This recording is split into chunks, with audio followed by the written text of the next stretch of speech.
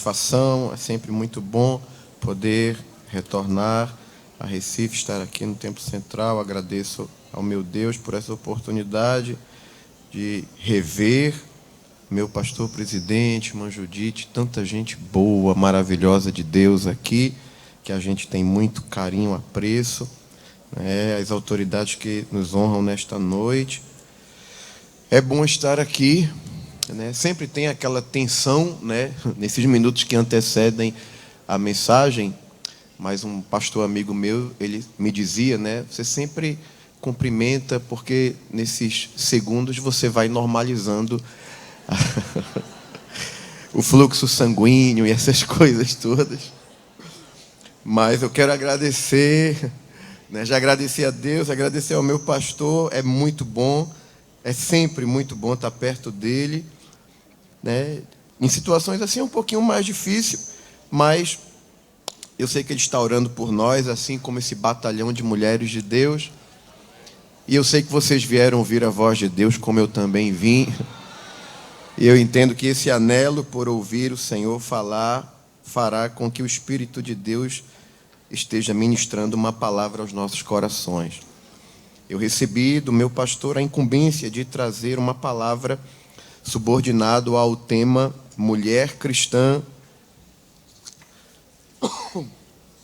Ia falar o outro estudo. Mulher cristã chamada para adorar. E gostaria de ler um texto da palavra do Senhor no livro de Esther, no capítulo de número 9. Alguns versículos 29 ao 32.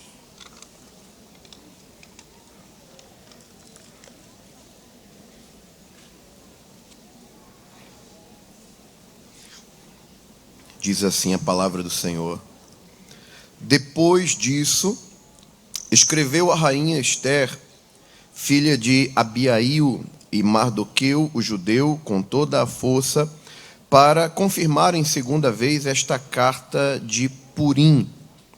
E mandaram cartas a todos os judeus, às 127 províncias do reino de Assuero, com palavras de paz e fidelidade, para confirmarem estes dias de Purim nos seus tempos determinados, como Mardoqueu, o judeu, e a rainha Esther lhes tinham estabelecido, e como eles mesmos já o tinham estabelecido sobre si e sobre a sua semente acerca do jejum e do seu clamor. E o mandado de Esther estabeleceu o que respeitava ao Purim, e escreveu-se num livro. Amém. Falar sobre Esther como uma referência para adoração é um desafio, porque normalmente nós não vamos ter uma percepção de Esther ligada a atividades do templo. Normalmente nós não vemos Esther em trabalhos devocionais no que diz respeito ao culto judaico. Porém, nós entendemos que a vida de Esther, sua conduta, suas percepções, a forma como ela encara a realidade que se lhe apresenta, constitui a base para um modelo daquilo que deve ser a verdadeira adoração. Porque quando nós observamos Esther em sua trajetória e conduta, nós percebemos que a adoração ela vai muito mais além do que simples gestos ou performance pública espiritual. A vida de Esther revela o que está por trás daquilo que veio a se tornar uma celebração que foi passando de geração em geração, como foi a festa de Purim, que nós vamos estar abordando, creio que mais perto da conclusão. De forma que, quando olhamos para essa mulher de Deus, nós temos a oportunidade de desconstruir alguns conceitos equivocados sobre a adoração. Porque a adoração vai muito mais além daquilo que se vê. Porque aquilo que se vê pode ser só aparência, E nem tudo que tem aparência tem essência. Mas Esther tem essência. Como é que a gente entende isso? Uma das coisas que a gente observa em Esther, olhando para o contexto onde ela surge na Escritura, Esther, ela aparece num momento em que Deus está tratando severamente com o seu povo. Ela nasce no tempo em que a tribo de Judá está no cativeiro, e ela já vem de um contexto extremamente difícil, né? Ela nasce provavelmente no cativeiro, ela vem de um ambiente familiar de perdas. Acredita-se que os pais de Esther foram mortos, possivelmente nesse processo de invasão babilônica, que começou lá com Nabucodonosor, quando os caldeus subjugam o reino do sul, né, que é conhecido como Judá, e que tinha como capital a cidade de Jerusalém. Isso nós inferimos a partir das poucas informações que há acerca dos ancestrais de Esther. Ela é criada pelo seu primo, Mardoqueu, e ela se destaca pela beleza física, pela beleza estética que ela tinha.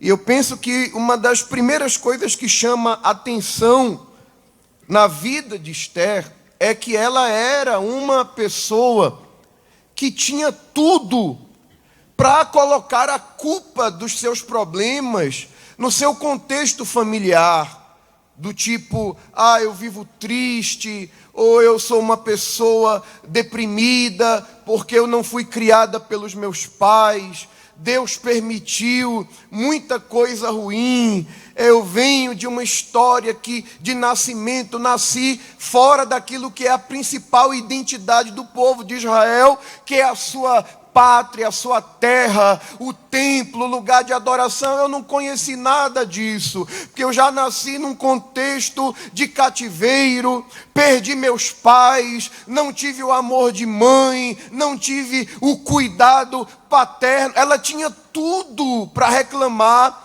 e para justificar, se fosse o caso, uma série de feridas da alma. Só que nós não encontramos nada disso em Esther. E por favor me entenda, eu não quero aqui transmitir uma ideia de insensibilidade. Por favor, né? Eu entendo que num contexto de igreja, nós lidamos com pessoas das mais variadas histórias familiares. Tem gente aqui que vem de um contexto de rejeição, de traumas, de históricos extremamente terríveis. Só que eu queria dizer uma coisa: o que nós fazemos com a bagagem emocional que temos é uma questão de escolha.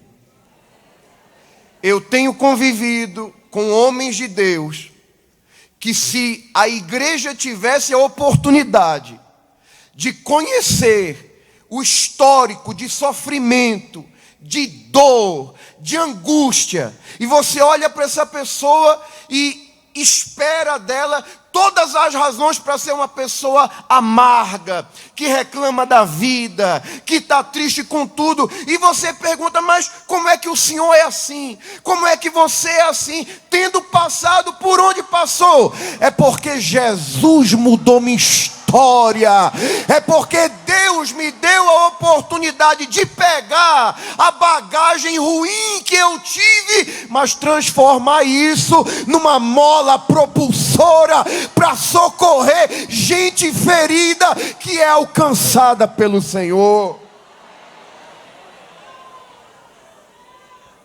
Por que o senhor está falando isso, pastor? Porque às vezes eu fico preocupado, e eu falo isso aqui com muito cuidado, com muita cautela, com o máximo de prudência possível, porque eu entendo perfeitamente a importância da psicologia no estudo dos comportamentos, como pode se tratar de uma ferramenta para nos ajudar a compreender pessoas. Mas às vezes eu fico um pouco preocupado Porque a gente está vivendo um tempo onde muita gente está pegando o seu histórico familiar, sua carga de problemas e usando isso como justificativa para querer um tratamento especial, como se fosse um coitadinho, como se fosse sempre uma vítima. Peraí. Quando a gente olha para a Bíblia e a gente pega o profeta mais melancólico do Antigo Testamento, que é Jeremias, o conhecido profeta das lágrimas. E eu até entendo que Deus pode até tratar com a gente de acordo com o temperamento da gente. Eu até entendo que o temperamento da gente pode ser pertinente para Deus, para aquilo que Ele quer com aquela pessoa em determinado contexto. Eu olho o temperamento de Paulo e entendo que aquilo foi uma ferramenta de Deus para a função que Paulo exerceu. Mas quando eu olho Jeremias, por exemplo, que é um homem melancólico, e o melancólico, você sabe, né? É aquela pessoa sensível, né? Que bichinho e tal. Mas até Deus tem limite para tratar com um certo tipo de... Me permita a expressão, pastor, que eu estou procurando uma melhor, mas não consigo encontrar. Até para tratar com um certo tipo de manha, Deus tem limite, gente. Porque Deus disse a Jeremias: Jeremias, se tu te fatigas competindo com quem vai a pé, como é que vai ser quando tu tiver que competir com quem vai a cavalo? Ou seja, tu está achando que vai melhorar? Não vai. E tu já está querendo correr da parada. Agora que a coisa está assim, quando o caldo engrossar, quando a coisa ficar pior, tu vai correr.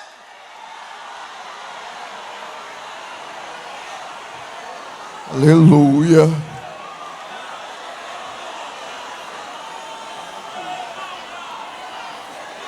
Escuta um pouquinho. Mas pastor, o senhor foi chamado pelo pastor para falar sobre adoração. Mas é nisso que está me preocupando. Porque nós estamos, muitas vezes, inconscientemente, cantando coisas que não tem nada a ver com adoração.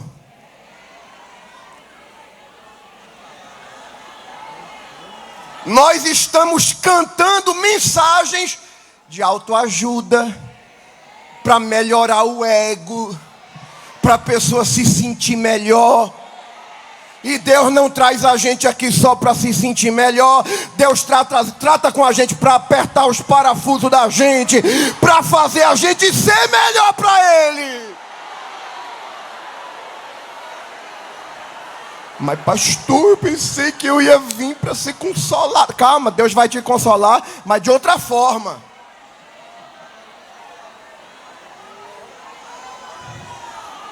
Escuta isso aqui, segura um pouquinho aqui. Às vezes, pastor, ou melhor, à medida que o tempo passa, eu sou mais convencido de que Deus tem certo senso de humor. Vou explicar por quê. Porque teve um tempo, e é isso que me preocupa, porque a gente vai recebendo esse tipo de mensagem só de autoajuda. Aí o que acontece? Que sabe que música, no âmbito da adoração, ela educa, ela ensina. Tem coisa que a criança aprende cantando, tem coisa que a gente absorve porque canta. Aí às vezes eu fico observando como é que Deus encara certo tipo de situação. Aquele tipo de mensagem repetitiva. Aí eu via muito crente que para ele adorar, ou para ele demonstrar uma sensação de adoração, ele tinha que ouvir aquilo que agrada a ele. Isso aqui eu acho que vocês nunca cantaram não, mas eu pelo menos por onde eu tenho andado, eu vi muitas vezes a igreja se alegrando quando proferia esse tipo de mensagem, tipo: tem coisa boa chegando, tem algo acontecendo. Por que eu acho que Deus tem senso de humor? Porque se cantava, tem coisa boa chegando, e se cantava. Aí depois eu parei para observar o que foi que chegou depois disso. Pandemia, lockdown, travamento da economia, os crentes sem poder sair de casa. Cadê a coisa boa? Isso é adoração? Eu não sou tão velho. Você percebe isso facilmente. Mas eu sou de um tempo, eu ainda alcancei um tempo que as crianças adoravam a Deus cantando assim: pode alguém castigar o meu corpo ou tirar a visão dos olhos meus? Pode alguém perseguir minha vida, mas não vai me afastar do meu Deus. Segura, senão eu não prego. Adoração é isso. Não precisa dar tudo certo para eu adorar, porque a adoração está fundamentada na percepção que eu tenho de quem Deus é e de quem eu sou. Aleluia. Mas tu está no cativeiro, é porque Deus é juiz, Ele está tratando com a nação dEle, Ele está purificando o povo dEle da idolatria. Se Deus mandou o povo para o cativeiro, é porque Deus quer extirpar tudo que não presta do nosso meio. Deus é bom e eu adoro Ele por isso.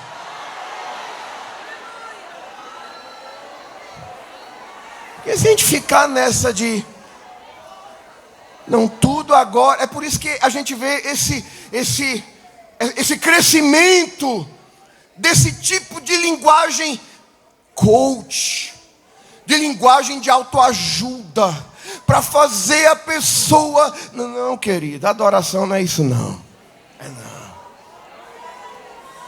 é nada.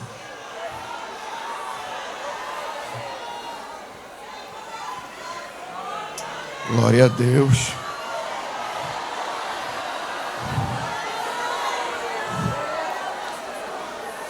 Uma das pioneiras da nossa igreja, ela deixou a Europa, saiu da Suécia para acompanhar o marido, começaram um trabalho lá em Belém do Pará. Belém do Pará é quente, né? Eu nasci em Manaus, parecido o clima. Ela contraiu malária várias vezes. Depois de estabelecerem um trabalho lá em Belém, em alguns estados, eles vêm para o Nordeste e foram para Alagoas começar o trabalho lá. E no livro Diário de um Peregrino, Gunnar Wingren conta isso. Eu estou falando da esposa dele, Frida Wingren. E quando eles vieram para Alagoas, Gunnar Wingren, Frida Wingren e a menininha caçula deles, Gunvor Wingren, ela adoeceu.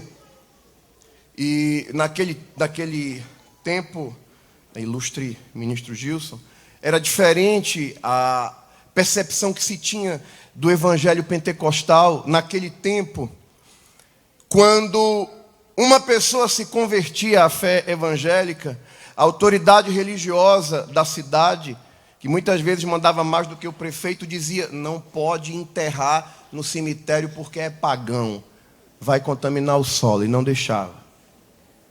Era muito difícil, proibiam de vender para os pastores, os evangelistas e tal. E o que acontece é que Gunvor Wingren adoeceu, e ela foi se agravando o quadro, e Jesus não quis curar. E ela morreu. E Gunnar Wingren ficou destruído emocionalmente com isso. Tiveram que, me parece que viajar mais de 100 quilômetros até encontrarem uma cidade que permitiu eles sepultarem a filha. Ou seja, tiveram que rodar mais de 100 quilômetros com o corpo da filha, porque não puderam sepultar, porque a autoridade religiosa dizia que não podia, porque eram os nova seita, os bodes, como chamavam a gente antigamente. Se fosse hoje, com essa percepção alterada de adoração que a gente vê. Se fosse hoje, eu conheço muita gente que teria dito: Deus, eu não aceito isso, porque eu sou tua serva, isso não é algo para alguém que te serve, eu não aceito isso. E quem és tu? Nós somos cacos entre os cacos, e não compete a nós perguntar para o oleiro: por que tu está fazendo isso?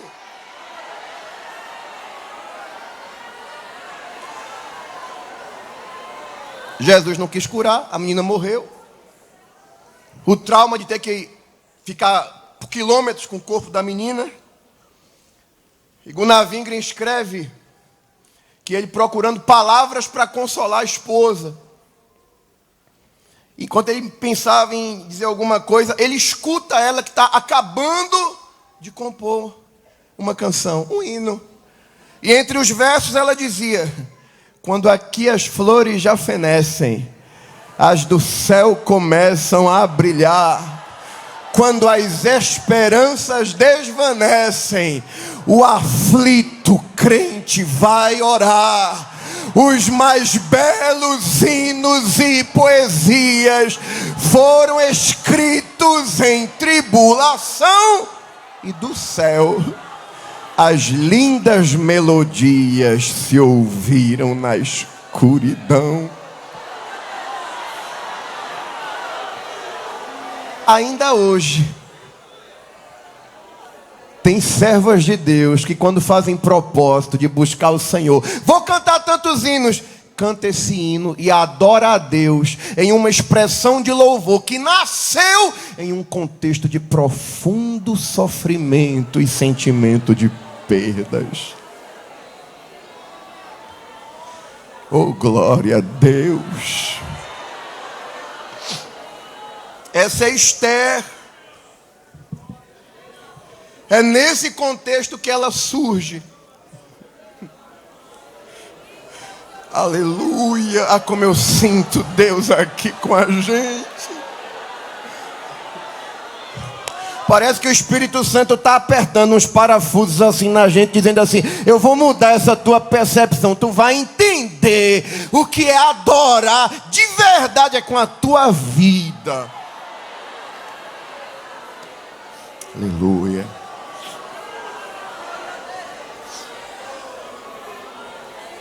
De repente, você conhece a história. A Bíblia diz que acontece aquele problema com Vasti, que não vai se apresentar. E, bom, abriu vagas, né, para o concurso de rainha da Pérsia. E ela era muito bonita, foi selecionada.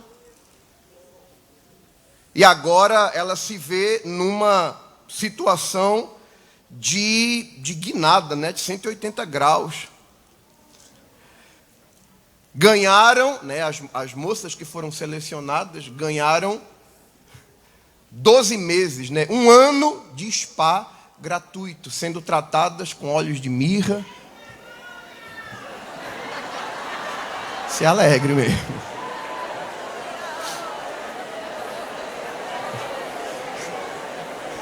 Eu sei, né?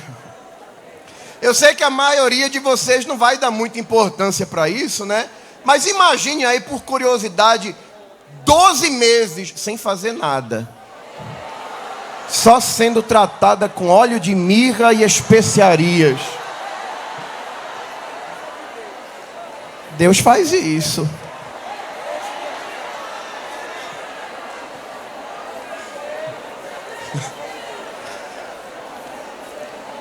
Depois de 12 meses de preparo, e isso elas estão num lugar especial, estão na casa, né, das mulheres, das donzelas, né, num ambiente de seleção. E esse contexto vivido por Esther revela muito sobre a sua essência, sobre o seu caráter, porque cada uma daquelas mulheres, né, daquelas virgens, elas, depois de 12 meses de preparação, elas iam no final da tarde para ter o contato com o rei e saíam, né, no dia seguinte pela manhã, e se o rei mandasse chamá-las pelo nome, né, elas voltariam. Se não, elas poderiam passar o resto da vida lá na casa lá das concubinas. E no dia que a menina era selecionada para ir à presença do rei, o responsável, né, o oficial do rei que tinha a cargo essa responsabilidade, ele dizia o seguinte: olha, você está indo ao encontro do rei, você pode pedir o que você quiser.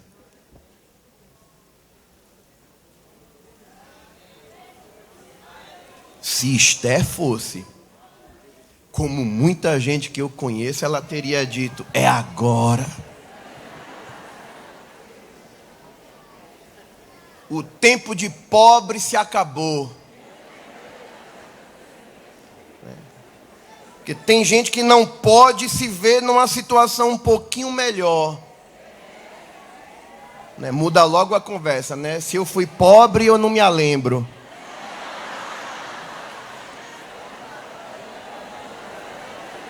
Tem gente, deixa eu colocar num contexto mais do evento, né? Tem mulher que o marido não pode ganhar uma honra a mais. Não pode subir um degrau a mais, não pode receber uma promoção, não pode melhorar o salário que ela, se puder, não está mais nem pisando no chão.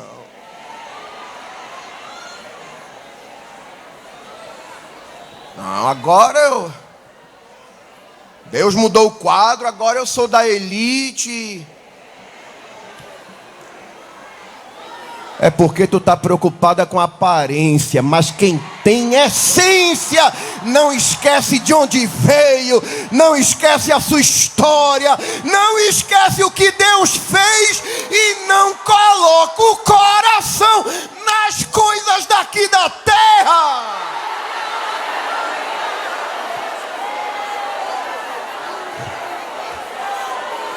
Aleluia! Oh, glória!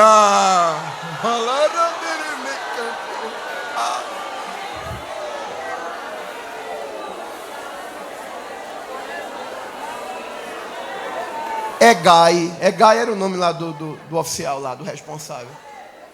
Tu vai querer o quê? Quero nada não. Mas quero nada não. Para mim tanto faz. Tá com meus irmãos na favela, tá no palácio chique, não faz diferença não. Cantar aqui no Templo Central, cantar lá na congregação dentro do mangue, faz diferença não. O meu negócio é com o céu. Isso aqui tudo é passageiro, isso aqui tudo passa.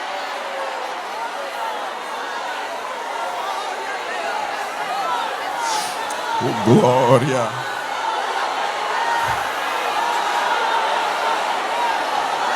E às vezes Deus exalta a gente para revelar quem a gente é,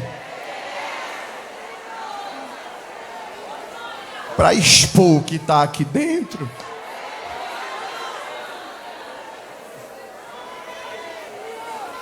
Gente, pesquisando sobre o assunto, eu vi alguns estudiosos comentarem que algumas moças que eram selecionadas, elas eram instruídas sobre técnicas. Eu falo isso aqui com muito temor. Elas eram instruídas, ensinadas sobre como satisfazer um homem na sua intimidade. Eram treinadas para isso. Algumas, desde a infância, até na forma de andar, de se movimentar, porque os pais sabiam que a menina era bonita, podia haver uma seleção, e a mãe já preparava: olha, você, se tiver uma oportunidade de ir para o harém do rei, você tem que fazer assim, assim, assim, assim. E Esther era crente.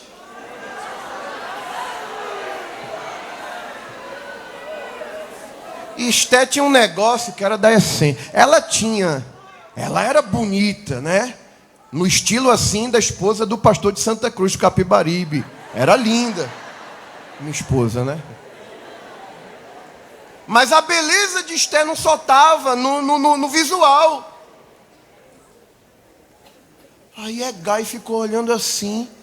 A Bíblia diz que ela alcançou graça aos olhos de Hegai. Ela tem o seu encontro com o rei Assuero. Ui, pastor, se eu me empolgar aqui no horário, o senhor me... Ela tem o seu contato com o rei Assuero. Parece que eu estou vendo. Terminou. Assuero fica olhando assim para ela. Essa menina é diferente. Ela tem alguma coisa. Isso aqui está na conjectura. Mas eu acho que quando Esté foi saindo, ele disse: ô filhinha, peraí. Como é teu nome mesmo? Porque só voltava se ele chamasse pelo nome. Tu não precisa de arrumadinhos daqui da terra, não precisa consultar os gurus da internet para resolver, para alcançar teus objetivos, não. Tem uma coisa que se chama graça, que coloca a gente em todos os ambientes que Deus quer que a gente entre. Esté alcançou graça aos olhos de Hegai, o oficial. Esté alcançou graças aos olhos do rei.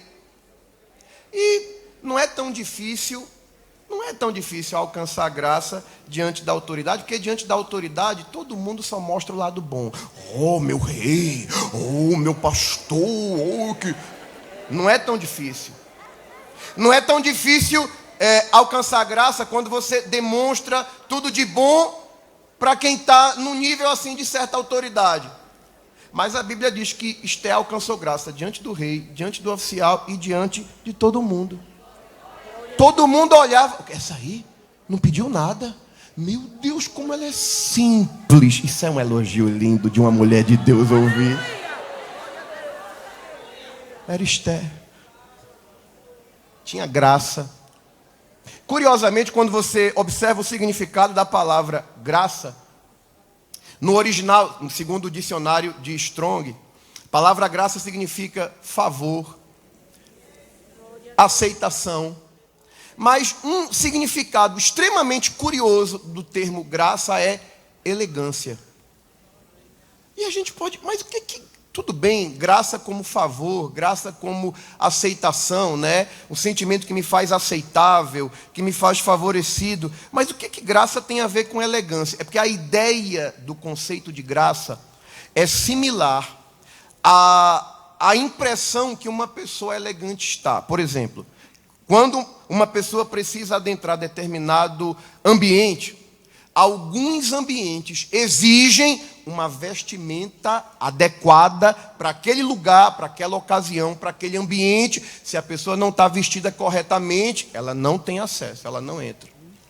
Em que sentido graça tem a ver com elegância? É como se Deus vestisse a gente com uma roupa especial que faz com que em qualquer lugar que a gente chega, alguém olha e diz assim: mas ela é tão agradável. Ela tem alguma coisa. Era Esté.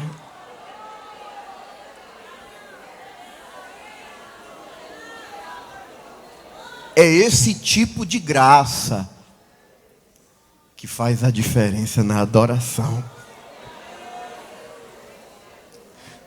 Eu lembro, acho que eu nunca contei isso aqui, pastor. Eu passei um tempo afastado da igreja, na minha adolescência, e voltei já perto dos 18. E nesse tempo eu era roqueiro mesmo, né? Bem envolvido com essas coisas. Ninguém imagina, né? Mas já fui. Eu sei que é difícil, mas já fui. Roqueiro mesmo, daqueles pesadão mesmo. E não acredito que eu contei isso aqui para essa multidão de mulheres, pastor. Minha mãe já tinha voltado a frequentar a igreja e minha mãe disse: você me leva no círculo de oração? Eu disse: levo. Vamos lá, hoje vai estar uma irmãzinha lá que canta, ela é uma bênção. E eu não tinha nenhum problema, porque fui criado no Evangelho, na infância. Eu tinha aquela ideia, né? Não, estou afastado, eu, quando estiver perto de morrer, eu volto para a igreja, faço as pazes com Jesus, está tudo certo. Nunca que eu pensava de voltar para a igreja na juventude. Aí, então, não tinha nenhum problema de levar minha mãe no círculo de oração e ficar com ela lá até terminar. E fui com minha mãe. Cheguei no círculo de oração. Era num período de férias, né? Tinha uma bancada assim, cheia de jovens. Sabe que na igreja a maioria, né, é do sexo feminino, então tinha um monte de jovens na frente. Eu estou falando isso porque normalmente um rapaz jovem que não tem interesse de voltar para Jesus, quando ele se depara com uma bancada cheia de jovens, de moças, jamais que ele vai chorar na frente de um monte de menina. Mas a velhinha que estava lá no círculo de oração, tocava um cavaquinho e violão, ela tinha essa vestimenta que a rainha Esther tinha. A vestimenta da graça. E o meu estilo musical não tinha nada a ver com dela, mas quando ela pegou o violãozinho e começou: o filho ficou irado quando a sua mãe a Jesus aceitou. Prometeu ir embora, sua mãe chorando a ele suplicou. 5 minutos depois os ombros batiam assim, porque eu não me contia. E eu chorava, e chorava, e chorava. Aí ela parava de cantar, eu enxugando as lágrimas. Daqui a pouco ela pegava o violão de novo, aí começava: vem do alto, lá do trono do Supremo, ricas copiosas bênçãos lá do céu. E eu não sabia explicar o que era aquilo, que eu começava a chorar. E chorava, e chorava, e chorava. E foi terminando o círculo de oração. A dirigente fez: meu filho, você quer aceitar Jesus? E eu disse: eu vou fazer o quê? Eu já estou quebrado aqui. Me joguei lá na frente. Estou aqui até hoje. Porque o segredo dessa igreja não está na técnica. Não tá, a qualidade musical é importante, a excelência naquilo que se faz. Tudo tem o seu lugar. Mas o segredo dessa igreja está na graça. A graça. Oh, glória. Eu estou sentindo essa graça aqui. Levanta a tua mão, crente. E se tu trouxe glória, abre a boca para dar glória. Se tem aleluia, dá aleluia. E se é batizado com o Espírito Santo, recebe essa porção de graça que te renova. E enquanto tu estás adorando, no meio dessa tua prova, no meio dessa tua guerra, no meio desse teu problema, é tu adorando. Oh, glória. A graça descendo. E Deus trabalhando para resolver as tuas guerras. Porque o que é lindo no livro de Esther é que você não vai ver Deus usando profeta. Você não vai ver ninguém dizendo: assim diz o Senhor. Você não vai ver nem o nome de Deus sendo falado abertamente, mas no silêncio, nos bastidores, aleluia, no controle da história. Deus está direcionando tudo e dizendo: a minha mão se estende sobre ti e te conduz e te coloca onde eu quero te colocar. Eu estou sentindo Jesus aqui. Abra a boca, crente. Te alegra nessa noite. Não importa a tua história, de onde tu veio, se alguém te rejeitou, se alguém não te quis, se alguém te abandonou, o céu olhou para tu e disse: tu é minha, eu tenho um negócio contigo, eu te amo, eu uso as tuas feridas para curar a muitos.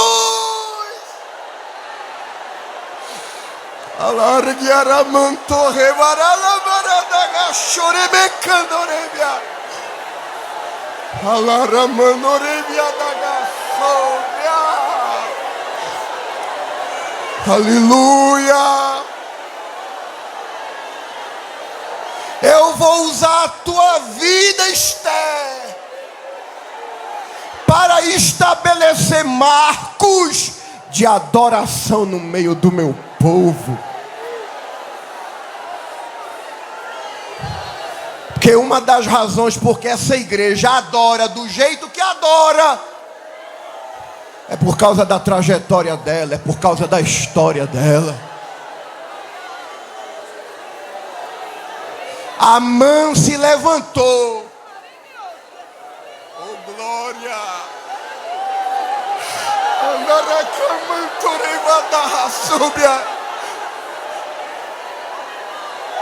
Amã se levantou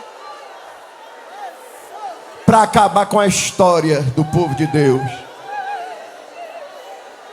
Eu vou acabar com a história. Era o espírito do anticristo, o mesmo espírito que atuou em Hitler, o mesmo espírito que atuou em Faraó, o mesmo espírito que atuou em Herodes. Porque o diabo sabe que se ele acaba com Israel, as promessas de Deus caem por terra.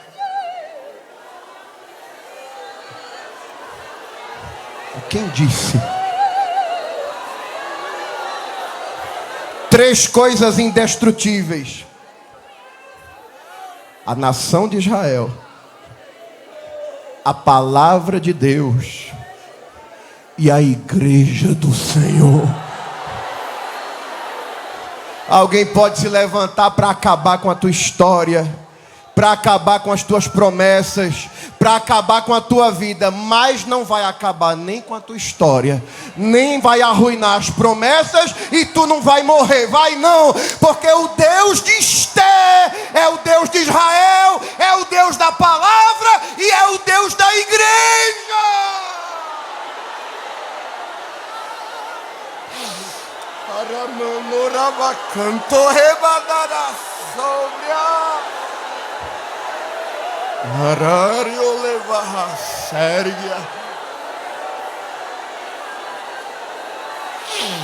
Escuta isso.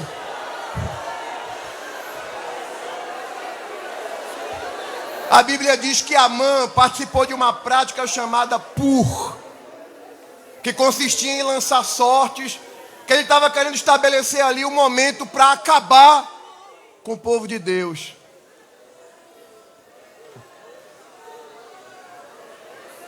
Só que quem tem essência, quem tem história, quem tem convicção, é o diabo levantando alguém através de pur, e Deus olhando do céu e disse assim: eu vou transformar em purim. O que o diabo está fazendo para te destruir, eu vou transformar num marco de adoração para você se lembrar do que eu fiz por você. Eu gosto de Esté, pastor. Esté no palácio nunca perdeu o contato com o primo dela, Mardoqueu. Eu posso estar aqui na chiqueza, na realeza, no status, mas eu não esqueço minhas raízes. Quem me ensinou o que eu aprendi foi Mardoqueu. Mardoqueu foi meu pai. Pode não ter sido pai biológico, mas foi quem me ensinou. Eu não abro mão do que eu aprendi. E eu gosto, pastor, é da criação de Mardoqueu. Porque normalmente quem cria uma menina bonita, né? Normalmente aquele... Não, ela é muito linda, olha que coisinha. Mas tu vê Mardoqueu falando com Esté. Esté é o seguinte: está acontecendo isso aqui, e tu vai ter que falar com o rei. Aproveitar que para esse tempo Deus te colocou aí. Agora eu acho interessante o incentivo de Mardoqueu. Eu penso que Mardoqueu, se fosse de hoje, era assembleano. Porque ele diz assim: olha, e não fica pensando que se tu te calar. Porque tem gente que se acha, né? Me permite a expressão, pastor, é só para facilitar a compreensão. Se acha a última bolacha do pacote, do tipo: se não for eu, se eu não solar, não vai dar certo. Se não me chamar, não vai dar certo. Querida, se eu que estou aqui, achar que eu sou alguma coisa, Deus vai lá na boca de fumo, tira um melhor do que eu, salva, batiza com o Espírito Santo, enche de fogo, coloca aqui e alegra a igreja muito melhor do que eu.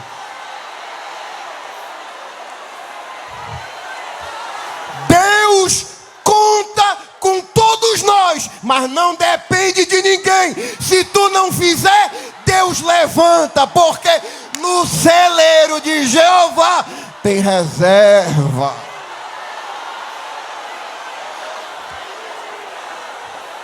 Eu gosto de Mardoqueu, pastor. Se fosse hoje, Mardoqueu era do ministério da gente.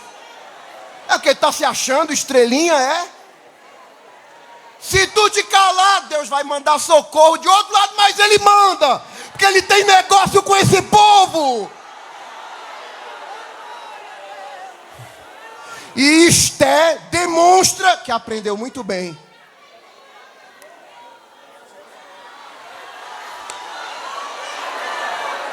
Escuta isso aqui.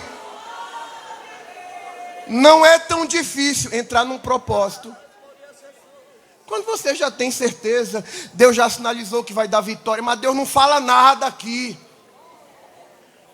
Eu gosto da convicção de Esté. Chama as meninas dela, só vamos jejuar. 3 dias aqui ninguém come nem bebe nada. Aprendeu, é crente. Essa é a assembleiana raiz. Não é esse evangelho Nutella que fica terceirizando. Liga para fulana, fulana é um vaso, ela vai profetizar para mim, depois eu abençoo ela com uma oferta. Não, vamos orar, vamos jejuar, vamos entrar no altar. Manda o povo fazer o mesmo, Mardoqueu, e eu vou entrar na presença do rei, ainda que ele não me chamou. Mas peraí, eu vou, e se tiver que morrer, eu morro. Eu sei quem eu sou.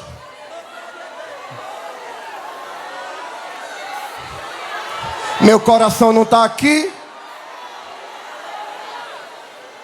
Se perecer, pereço.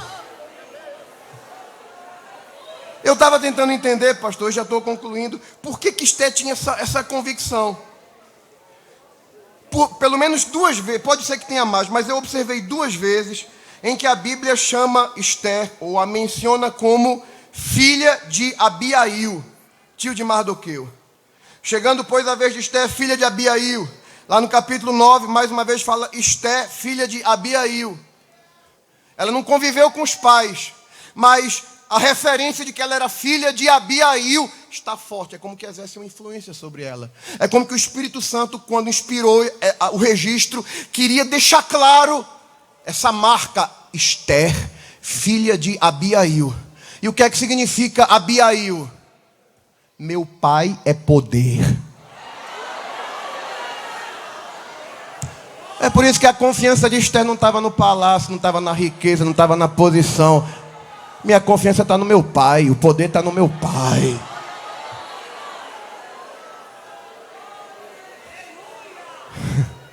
O poder está no meu pai. Eu não sou um vitimista, não.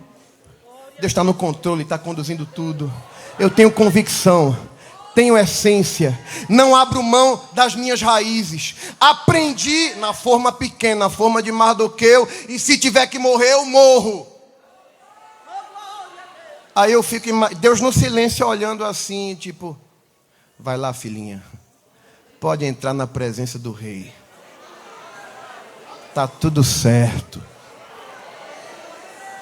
Porque está escrito em Provérbios, como ribeiros de águas, assim é o coração do rei na mão do Senhor. A tudo quanto quer, o inclina. Tu não precisa de arrumado, de ajeitado. Não. O dono do céu é teu dono e ele move o coração do rei na direção que ele quer. Você conhece a história? Quem preparou a forca terminou morrendo nela, enforcado. Quem trabalhou no para acabar com a tua história, virou purinho. Pode até ser engraçado, mas é profético nessa noite. Eu digo aqui da parte de Deus, o do inimigo vai se transformar em purinho na tua história, porque a tua descendência vai conhecer a tua história.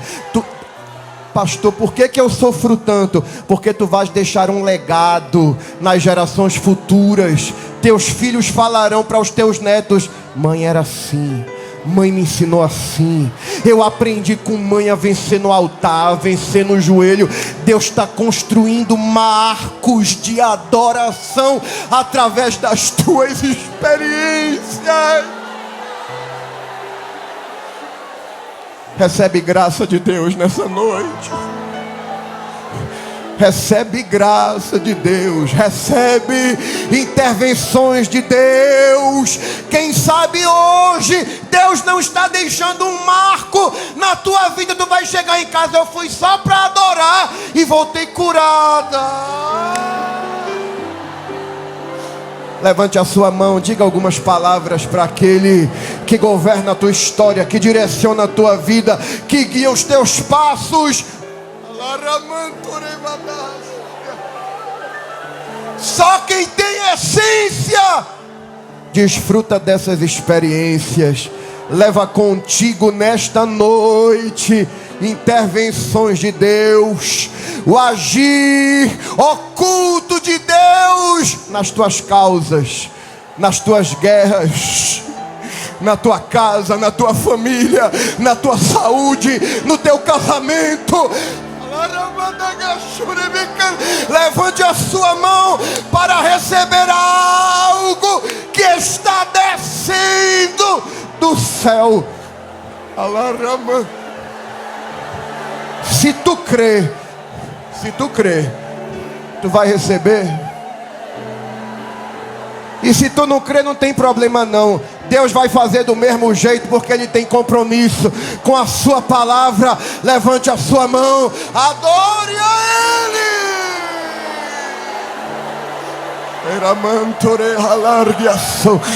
Abre a boca para dar glória. Da glória. É a adoração mais básica do assembleiano. É glória. É glória.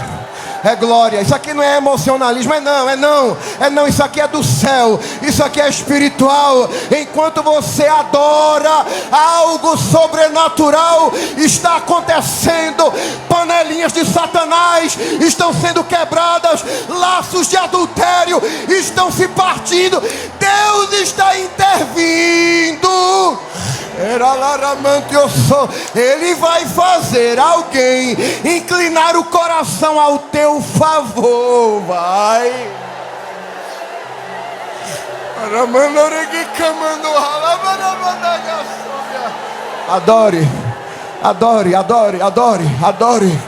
Adore. Levante a sua voz e exalte ao Deus que age nos bastidores. O Deus que trabalha no silêncio. O Deus que entra nos gabinetes e repartições para fazer com que a sua vontade se cumpra na terra. É o Deus dessa igreja. E é a Ele que você vai levantar a sua voz e adorar nesta noite.